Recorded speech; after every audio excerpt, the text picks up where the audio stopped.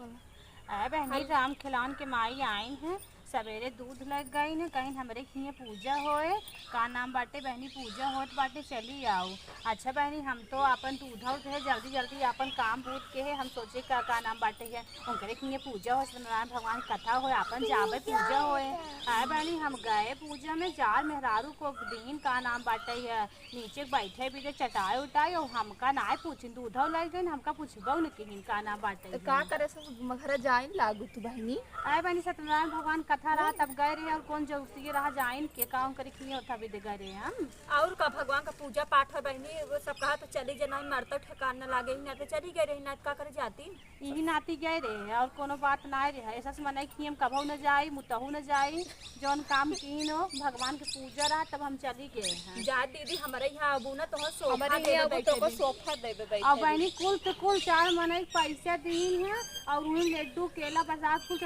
हमका पंजीरी दीन है लेकिन हम सोहो दीदी तो लेकिन दक्षिणवा दीदी कि नहीं दक्षिणा ना आए दिन और पंजीरी दिन हम कहे सबसे मेन पंजीरी हम गोड़ भेज ले आए हैं लेकिन हम तो अब कान पकड़ लेते ही है पूजा कथा हम भले हम करे खी गोड़ धैले और हम जा बनम तो से बता देते हैं पहले से भले कर लेकिन दीदी कनवा तो ना पकड़ू देखे ना करो तार पकड़ ना ही कनो पकड़े अपने आत्मा से हम पकड़े है ना हम कहे